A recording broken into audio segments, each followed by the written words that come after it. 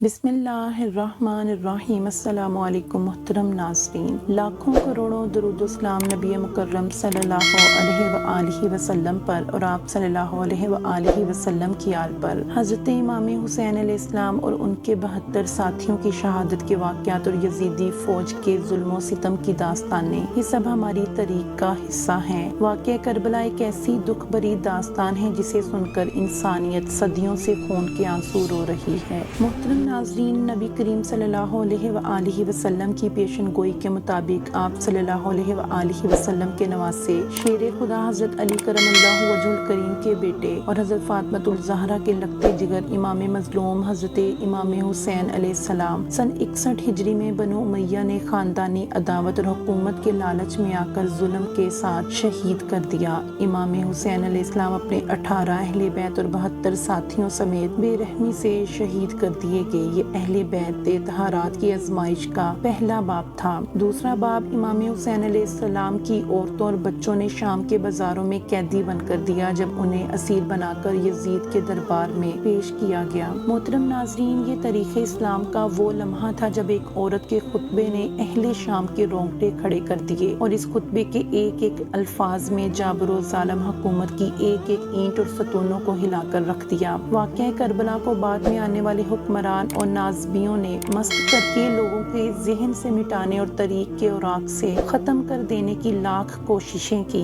لیکن دربار یزید میں دیا گیا وہ عظیم خطبہ ہر آنے والے محب اہل بیت کے دلوں میں زندہ رہا اور تا قیامت زندہ رہے گا۔ معرکہ کربلا کی یاد امت میں ہمیشہ تازہ ہی رہی۔ دربار یزید میں اس لرزہ دینے والے خطبہ دینے والی خاتون کا نام حضرت بی بی سیدہ زینب سلام اللہ علیہ تھا۔ آپ حضرت علی علیہ السلام کی بڑی بیٹی تھی۔ آپ کی ولادت 5 ہجری میں ہوئی۔ حضرت زینب علیہ السلام کو ثانیہ زہرا بھی کہا جاتا ہے۔ سیدہ بی بی زینب سلام اللہ علیہ کربلا میں موجود تھی اور آپ نے آل محمد صلی اللہ علیہ وآلہ وسلم کو اپنی آنکھوں سے ذبح ہوتے ہوئے دیکھا اور آپ کربلا میں ڈھائے گئے ظلم و ستم کی چشمدید گواہ تھیں اور اس واقعے کی ایک اہم ترین کردار بھی تھیں۔ جب حضرت امام مظلوم امام حسین ابن علی کو شہید کر دیا گیا تو ابن زیاد کے حکم سے یزیدی لشکر نے اہل بیت کے بچوں اور عورتوں کو قیدی بنا لیا اور ان کے ہاتھوں میں رسیاں اور پاؤں میں زنجیریں باندھ کر شام لے جایا گیا اور یزید کے دربار میں پیش کر دیا گیا۔ تمام قیدیوں کو کنارے پر کھڑا کر دیا گیا۔ جب یزید کے حکم پر امام مظلوم امام حسین ابن علی علیہ السلام کے کٹے ہوئے سر مبارک کو پیش کیا گیا تو یزید پلید ملعون نے اپنی چھڑی سے آپ کے مبارک ہونٹوں کو چھیڑنے لگا۔ اس دردناک منظر کو دیکھ کر دربار میں موجود ایک صحابی رسول حضرت ابو برزہ سلمی رضی اللہ تعالیٰ عنہ کے دل میں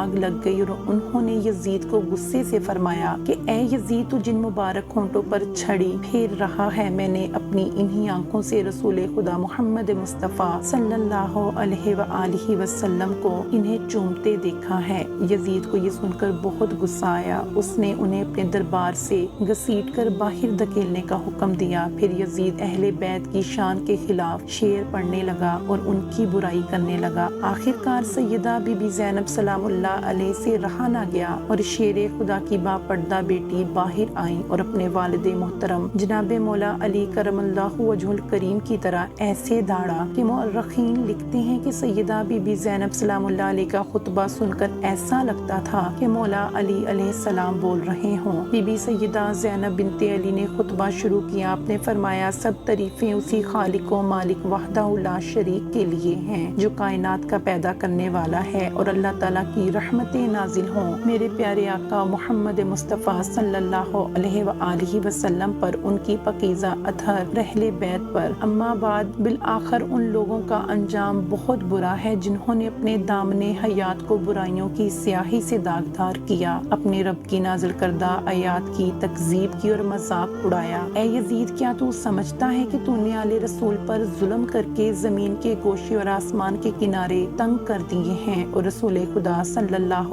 علیہ وآلہ وسلم کی آل کو رسیوں اور زنجیروں میں جکڑ کر در بدر پھرانے سے تو رب تعالیٰ کے دربار میں سرفراز ہو گیا ہے اور ہم رسوا ہو گئے ہیں۔ کیا تیرے خیال میں ہم مظلوم ہو کر رسوا ہو گئے ہیں اور تو ظالم و جابر بن کر سر بلند ہو گیا ہے؟ اے یزید، کیا تو یہ سمجھتا ہے کہ ہم پر ظلم کر کے رب تعالیٰ کی بارگاہ میں تجھے شان و مقام حاصل ہوگا؟ آج تو اپنی ظاہری فتح کی جیت میں سرمست ہے، مسرت اور شادمانی سے سرشار ہو کر اپنے غالب ہونے پر اترا رہا ہے اور خلافت کے ہمارے مسلمہ حقوق کو غصب کر کے خوشی اور سرور کا جشن منانے میں مشغول ہے۔ اپنی غلط سوچ پر مغرور نہ ہو اور ہوش کی سانس لے۔ کیا تو نے رب تعالیٰ کا یہ فرمان بھلا دیا ہے کہ حق کا انکار کرنے والا یہ نہ سمجھے کہ جو انہیں مہلت دیتے ہیں یہ ان کے حق میں بھلائی ہے؟ ہم انہیں مہلت اس لیے دیتے ہیں کہ وہ گناہ میں زیادتی کریں اور ان کے لیے خار کرنے والا دردناک عذاب ہے۔ اے کلکا کے بیٹے، کیا یہ تیرا انصاف ہے کہ تو نے اپنی مستورات اور لونڈیوں کو چادر اور چار دیواری کے تحفظ فراہم کر کے پردے میں بٹھا رکھا ہے، اور جبکہ آل رسول کی صاحبزادیوں کو سرے بازار در بدر گما پھرا رہا ہے؟ تو نے اطہارات کی عصمت کی چادریں لوٹ لی اور بے حرمتی کی۔ تیرے حکم پر رسول خدا کی بیٹیاں اس حالت میں ہیں۔ اے یزید، یاد رکھ کہ میرا رب تعالیٰ اہل بیت کے ساتھ ڈھائے گئے ظلم و ستم کا حساب جلد لے گا اور آخرت میں ضرور ہمیں کامیاب کرے گا۔ میرے رب کا فرمان ہے کہ جو لوگ راہ خدا میں مارے جائیں انہیں مردہ نہ سمجھو، بلکہ وہ زندہ ہیں، اپنے رب کے ہاں سے رزق دیے جاتے ہیں۔ افسوس تو نے اس بات پر کہ شیطان کے ہمنوا اور بدنام لوگوں نے رحمان کے سپاہیوں اور پاک باز لوگوں کو ناحق شہید کر ڈالا، اور ابھی تک اس شیطانی ٹولے کے ہاتھوں اہل بیت کے خون کے قطرے ٹپک رہے ہیں۔ تو لاکھ مزید کوششیں کر کے دیکھ لے، نہ تو ہماری محبت لوگوں کے دلوں سے مٹا سکتا ہے اور نہ ہی وحی الہی کی پاکیزہ